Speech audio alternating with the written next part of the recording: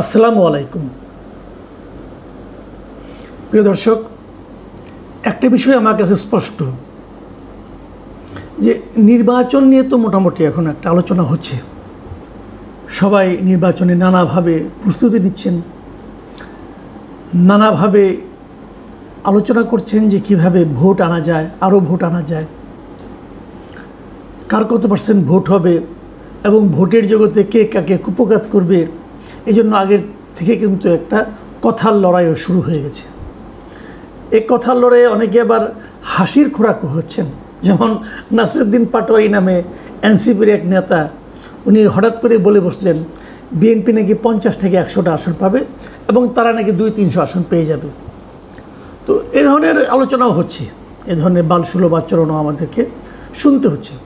কিন্তু এসবের বিপরীতে যে কথাটা আমি বলতে চাই গত কয়েকদিনের বিভিন্ন ঘটনা প্রবাহের প্রেক্ষিতে, সেটা হলো আমার বিবেচনায় আগামী নির্বাচনে সবচেয়ে গুরুত্বপূর্ণ ফ্যাক্টর হবে আওয়ামী লীগ। তো অনেকে বলবেন যে আওয়ামী লীগ তো নেই, আওয়ামী লীগ তো ইলেকশন করতে পারবে না। এখন পর্যন্ত যা দেখছি আওয়ামী লীগ ইলেকশন হয়তো আর করতে দেবে না।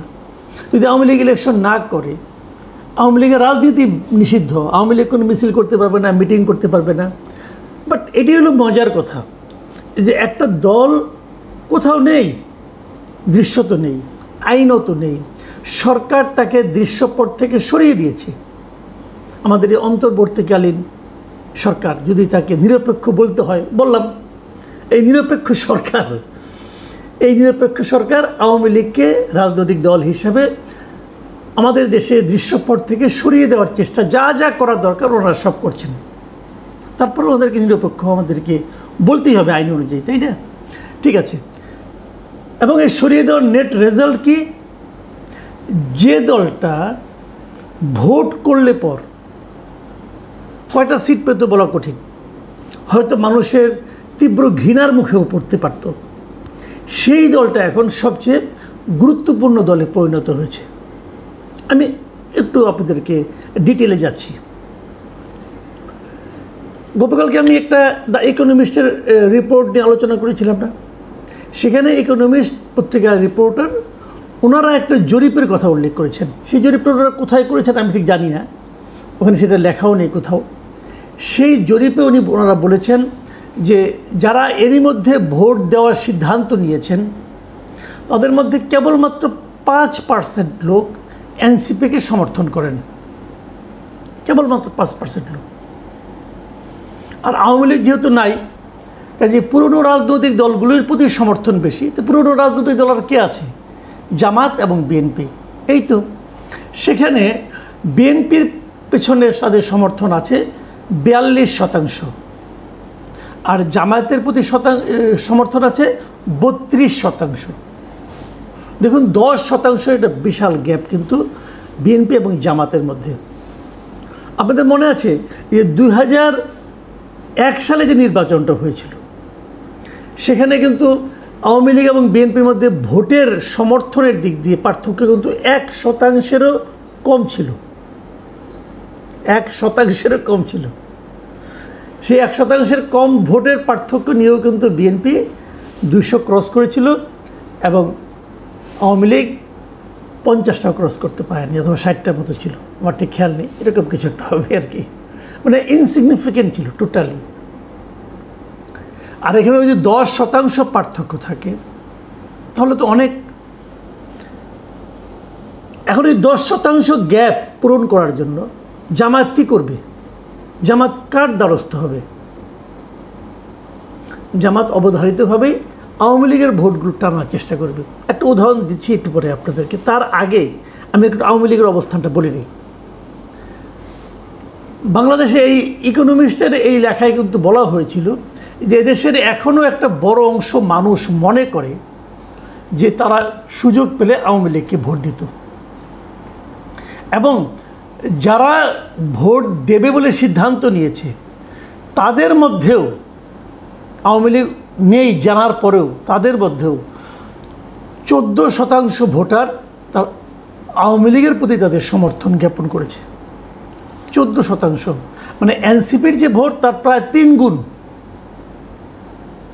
এনসিপির মধ্যে যতটুকু সমর্থন তার 3 গুণ সমর্থন সেই দলটির প্রতি যে দলটিকে এনসিপিরাই নিষিদ্ধ করেছে এবং যে দলটা নির্বাচন করতে পারবে না এ কথা মানে ভোটাররা জানার পরও তারা এই দলটাকে সমর্থন করে।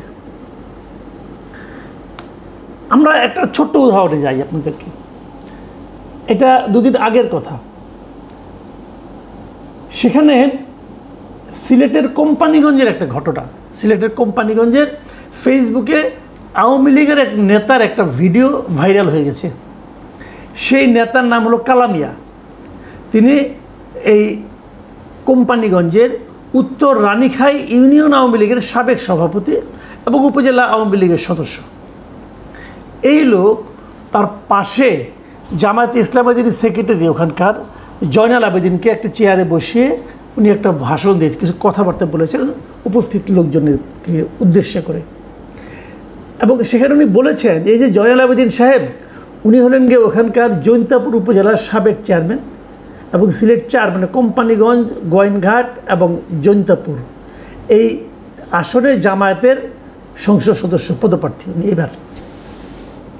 সেখানে অনেক কথা উনি বলেছেন যে আওয়ামী লীগ আর 10-12 বছরে আসতে পারবে না। ওই কালামিয়া যিনি আওয়ামী লীগের লিডার আর কি, আসতে পারবে না, আওয়ামী লীগকে অপেক্ষা করতে হবে, কাজে আমাদেরকে তো কাউকে ভোট দিতে হবে, বিএনপি আর জামাতই আছে, যদি আমরা বিএনপিও পাশ করে তাও তো জামাত বিরোধী দল হবে এবং এই জন্য আমাদের উচিত হবে আমাদের যে ভোটটা আছে এই ভোটটা আমরা জামাত এবং বিএনপিকে যেন 50-50 করে দিই।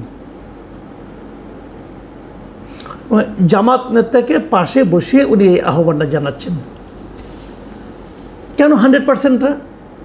এই কারণে না, জামাতকে 100% ভোট দেওয়ার আহ্বান দিলে লোকজন পিটাবে, লোকজন পিটাবে। ওই পিটুনির হাত থেকে বাঁচার জন্য সে 50 দিয়ে শুরু করছে আর কি, যে ভাই 50 দিয়ে শুরু করেন, অন্তত পুরোটা দিয়েন না, পুরোটা বিএনপিকে দেন না, অর্ধেক বিএনপিকে দেন, অর্ধেক জামাতকে দেন। মানে জামাত আওয়ামী লীগের ভোটটা পাওয়ার জন্য মরিয়া হয়ে গেছে। কারণ জামাত তো খুবই হিসেব নিকেশ করে পলিটিক্স করে, তাদের তো জানে তারা যে এই 10%-এর গ্যাপ তাদেরকে দূর করতে হবে। তাদের হিসাব হয়তো অন্যরকম, অন্য জরিপ হয়তো আরেক রকম, এক একজনের এক এক রকম জরিপ থাকতেই পারে। তো জামাত হিসাব করে দেখেছে তার আওয়ামী লীগের ভোট দরকার, বিএনপির তো দরকারই আছে, আর এনসিপির দরকারের বাইরে, তারা হিসাবের বাইরে 5% ভোট নিয়ে তারা কী করবে। কিন্তু কোশ্চেনটা হলো আসলে কি করবে, আসলে আওয়ামী লীগের ভোটটা কোথায় যাবে। আপনাদের মনে আছে যখন আওয়ামী লীগকে নিষিদ্ধ করা হয়, মানে আওয়ামী লীগের রাজনৈতিক কর্মকাণ্ড নিষিদ্ধ করা হয় আজকে থেকে 1 মাস আগে, সে সময় আমি একটা জরিপ করেছিলাম, আপনাদের আবার মনে করে দিই। সেই জরিপে আমার প্রশ্ন ছিল সরকার আওয়ামী লীগের কর্মকাণ্ড নিষিদ্ধ করেছে, এখন এটা নিশ্চিত আগামী নির্বাচনে আওয়ামী লীগ অংশ নিতে পারবে না, সেক্ষেত্রে আওয়ামী লীগের ভোট কোন দিকে যাবে, এই ছিল আমার প্রশ্ন। আমাদের দর্শকরা, আমার কথা চ্যানেলে যারা দর্শক আছেন, সেখান থেকে ৭৮,০০০ লোক এই জরিপে অংশ নিয়েছিলেন, ৭৮,০০০। এবং ৭৮,০০০ লোকের মধ্যে ৫% লোক বলেছে যে আওয়ামী লীগের ভোটটা যাবে এনসিপির দিকে, 19%